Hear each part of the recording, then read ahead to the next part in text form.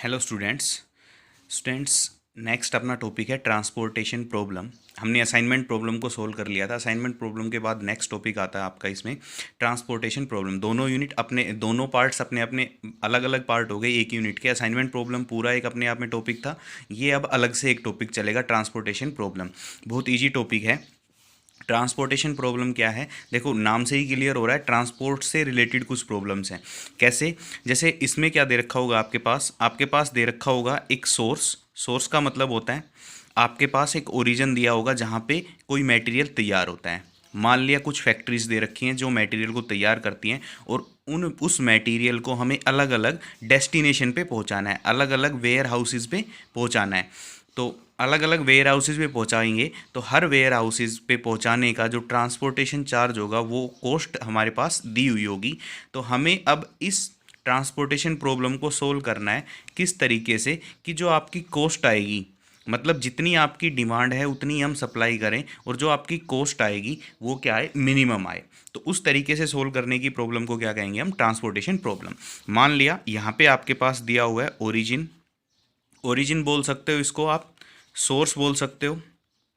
क्या मान लिया हमने, आपके पास कुछ सोर्स दे रखे हैं, जैसे मान लिया मैंने 1 2 3 4 अप टू आपके पास n सोर्स हैं, या फिर एक तरीके से फॉर एग्जांपल अगर मानना चाहो तो हमने मान लिया यहाँ पे आपके पास n फैक्ट्री दी हुई हैं, कुछ अलग अलग जगह पे सिचुएटेड हैं, और डेस्टिनेशंस दे रखे हैं कुछ। डेस्टिनेशन बोल लो, डेस्टिनेशन से अगर समझ में ना आए तो फॉर एग्जांपल इनको मान लो आप वेयर हाउसेज। वेयर हाउसेज समझ गया कि फैक्ट्री से माल निकल के इन वेयर हाउसेज में स्टोर करना है, और आपके पास एम वेयर हाउसेज दिए हुए हैं, एम वेयर हाउसेज दे रखे हैं, एम वेयर हाउसेज हैं, एन फैक्ट्रियाँ हैं।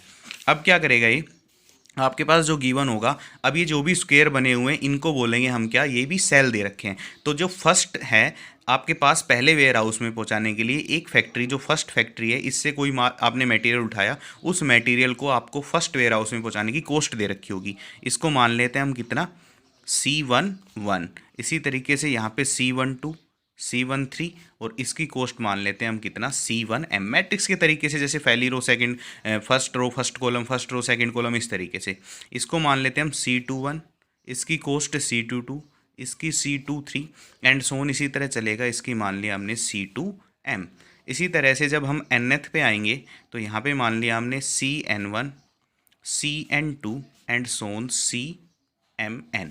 ये आपके पास दी हुई है क्या, एक टेबल। इस टेबल में क्या क्या चीज़ गिवन हो गई आपके पास, देखो जो डेस्टिनेशन है जहाँ पे पहुँचाना है आपको मटेरियल, वो चीज़ें दे दी, और जो फैक्ट्री है जहाँ से आपको उठाना है माल, वो चीज़ें दे दी, और एक माल को एक वेयर हाउस में पहुँचाने का आपको कॉस्ट जो आएगा वो कॉस्ट भी यहाँ पे लिखी हुई है। अब आपके पास क्या दे रखी होगी, आपके पास दिया होगा यहाँ पे डिमांड।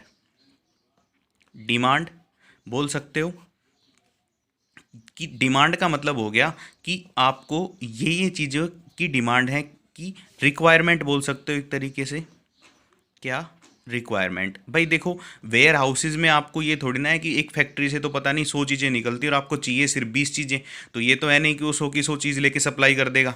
तो यहाँ पे लिखा होगा क्या आपके पास, सप्लाई, कि आपके पास अवेलेबल इतनी है और आपको चाहिए कितनी, उस तरीके से आपके पास टेबल दी हुई होगी। तो जो सप्लाई होती है उनको हम AI से डिनोट करेंगे, और जो डिमांड होगी उसको हम किससे डिनोट करेंगे, BJ से। तो ये मान लिया आपके पास दे दिया वेयर हाउस जो फर्स्ट है उसमें B1 की डिमांड है, और यहाँ पे हमने मान लिया A1 की सप्लाई है। इसके पास फैक्ट्री के पास A1 आपके पास है, जो पहली फैक्ट्री उसके पास A1 मटेरियल पड़ा हुआ है और B1 की डिमांड है। इसी तरीके से यहाँ पे B2, और यहाँ पे लास्ट में कितना आ जाएगा आपके पास, BN। ये A1, A2, और यहाँ पे आ जाएगा आपके पास BM, सॉरी, और ये आ जाएगा आपके पास कितना, AN। तो ये आपके पास दी हुई है डिमांड, और ये आपके पास दे रखी है सप्लाई। तो ये आपके पास ट्रांसपोर्टेशन प्रॉब्लम है कि किस तरीके से हम निकालें कि जितनी आपकी डिमांड है, जितनी आपकी सप्लाई है उतनी आपके पास डिमांड हो। पहले तो इसमें दो केस आएंगे, कौन कौन से केस आएंगे, फर्स्ट केस आएगा कि एक तो होती है क्या, बैलेंस ट्रांसपोर्टेशन प्रॉब्लम।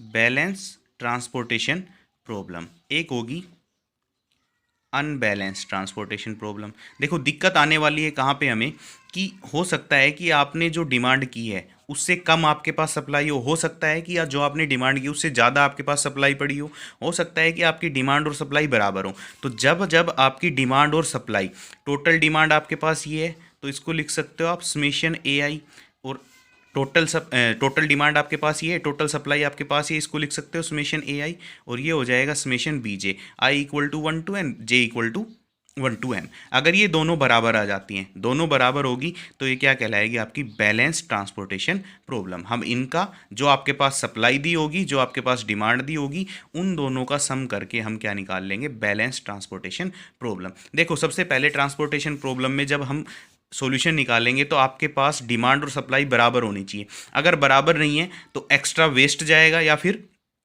अब देखो 5 चीज़ें मंगाई हैं और वहाँ पे 5 चीज़ें किसी को मंगाई और मेरे पास 10 अवेलेबल हैं, और 10 चली जाएं और 5 फिर वापस लानी पड़े, तो खर्चा तो और ज़्यादा बढ़ेगा, या फिर वो चीज़ जो वेस्ट होगी उसका चार्ज अलग से लगेगा। तो मिनिमम कॉस्ट निकालने के लिए पहले तो हमें क्या करना पड़ेगा, डिमांड और सप्लाई को इक्वल करना पड़ेगा। तो बैलेंस ट्रांसपोर्टेशन प्रॉब्लम क्या हो गई, जब आपके पास नंबर ऑफ डिमांड्स जो हैं वो किसके इक्वल हो जाए, नंबर ऑफ सप्लाई के इक्वल। अगर ये दिया हुआ है तो सिंपल इसी प्रॉब्लम को हम सोल्व करेंगे। अब करेंगे कैसे, वो मेथड आएंगे, काफ़ी अलग अलग मेथड दिए हुए हैं इनको सोल्व करने के लिए। तो demand equal to supply, balance transformation problem, या फिर क्या दे रखा हो आपके पास, सप्लाई जो है वो लेस देन दे रखी हो किससे, डिमांड से, या फिर सप्लाई जो है वो ग्रेटर देन दे रखी हो किससे, डिमांड से। तो इस केस में देखो, जब आपके पास सप्लाई डिमांड से कम है, मतलब आपके पास सप्लाई कम है और डिमांड आपके पास क्या है, ज़्यादा है, तो आप क्या करोगे। देखो डिमांड अगर आपके पास ज़्यादा है, डिमांड अगर ज़्यादा है और सप्लाई आपके पास क्या है, कम है, तो हम एक एक्स्ट्रा रो ऐड करके हम सप्लाई को बढ़ा देंगे, या फिर डिमांड को क्या करेंगे, हम कम करेंगे। अब कम तो हो नहीं सकता, जो डिमांड है वो है, तो हम क्या करेंगे, सप्लाई को बढ़ा देंगे। सप्लाई को कैसे बढ़ाएंगे, हम एक एक्स्ट्रा रो ऐड कर देंगे। एक्स्ट्रा हमने यहाँ पे रो ऐड करी, और जितनी डिमांड आप, जो इतनी सप्लाई आपको चाहिए, सप्लाई कम है तो यहाँ पे हम an+1 ऐड करके, मान लिया आपके पास 18 की डिमांड है और आपके पास 15 ही अवेलेबल है, तो आपको 3 चाहिए, तो हम an+1 की वैल्यू क्या रख देंगे, 3, और ये कॉस्ट हम यहाँ पे ऐड कर देंगे कितनी, 0,0,0,0,0। इसको बोलेंगे हम डमी रो। डमी रो ऐड कर देंगे। जब भी आपके पास सप्लाई जो होगी वो कम होगी डिमांड से, तो हम क्या कर देंगे, एक रो ऐड कर देंगे विद द कॉस्ट 0, उसको नाम देंगे हम क्या, डमी रो, जैसा कि हमने असाइनमेंट प्रॉब्लम में किया था। अगर आपके पास सप्लाई ज़्यादा है और डिमांड कम है, तो हम क्या करेंगे, एक extra column, dummy column add कर देंगे विद द कॉस्ट 0। तो ये काम कर देंगे। अब फिर अपनी क्या हो जाएगी, वो बैलेंस में कन्वर्ट हो जाएगी। फिर उसके बाद हम मेथड लगा के इसको क्या कर देंगे, सोल्व कर देंगे। अब सोल्व करने के मेथड क्या क्या हैं, देखो सबसे पहले निकालते हैं हम क्या, initial basic feasible solution. Transportation problem, कोई भी ट्रांसपोर्टेशन प्रॉब्लम अगर आपके पास दी हुई है वो 2 पार्ट्स में देगी। कैसे, उसके 2 पार्ट्स होते हैं किसी भी ट्रांसपोर्टेशन प्रॉब्लम के। फर्स्ट आपका होता है initial basic feasible solution. Initial basic feasible solution को सोल्व करने के लिए आपके पास 5 मेथड दिए हुए हैं। फर्स्ट आपका मेथड होता है north west corner method. First आपका मेथड दिया हुआ है north west corner method. Second method होता है the row minima method, the row minima method. Third method आपके पास the column minima method. Fourth method आपके पास दे रखा है लोवेस्ट कॉस्ट एंट्री मेथड। इसको हम बोलते हैं LCEM, या फिर matrix minimum method. Matrix minima method.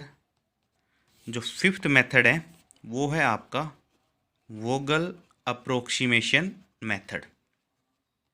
या इसको हम शॉर्ट में बोलते हैं वैम, वोगल अप्रोक्सीमेशन मेथड, या फिर शॉर्ट में बोलते हैं क्या, वैम। 5 तरीके हैं इनिशियल बेसिक फिजिबल सॉल्यूशन निकालने के लिए। अब इनिशियल बेसिक फिजिबल सॉल्यूशन क्या है, आपके पास एक ऐसा सॉल्यूशन दे दिया कि आपके पास जो कॉस्ट आने वाली है, वो जो भी आप मिनिमम कॉस्ट निकालना चाह रहे हो, वो कॉस्ट मिनिमम तो रहेगी, लेकिन हमें गारंटी नहीं है कि इससे मिनिमम में वो पहुंचा पाएगा या नहीं पहुंचा पाएगा। तो इसके लिए आप निकालते हो क्या, सेकंड पार्ट में ऑप्टिमल फिजिबल सॉल्यूशन। ऑप्टिमल का मतलब अब गारंटी है कि इससे नीचे की कॉस्ट में वो ट्रांसपोर्टेशन नहीं हो पाएगी। तो ऑप्टिमल फिजिबल सॉल्यूशन के लिए हम यूज करते हैं क्या, मोडी मेथड।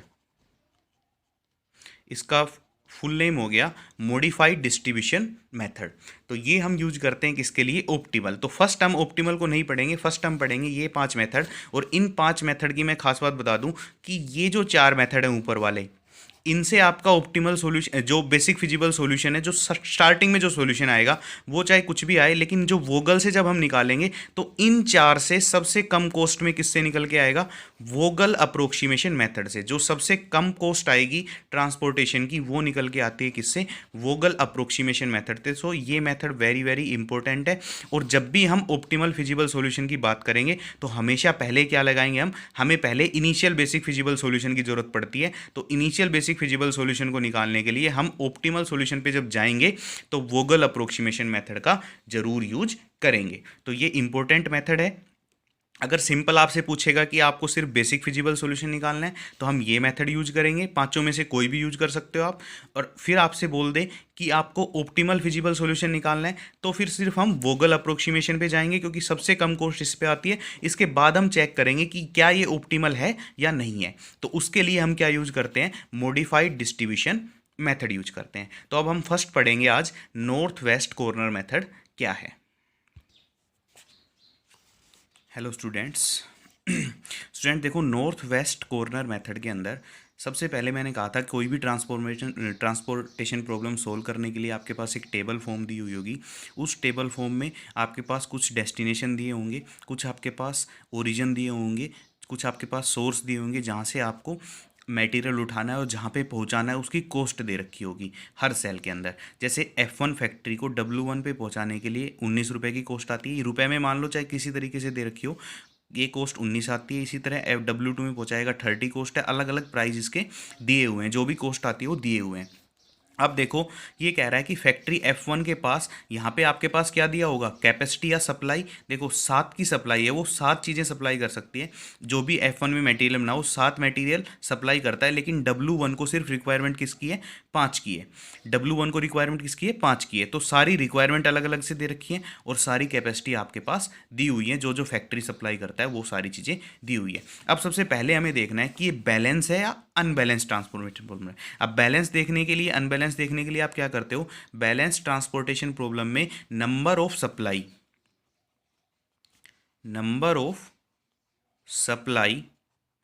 इक्वल टू होना चाहिए किसके, नंबर ऑफ डिमांड के।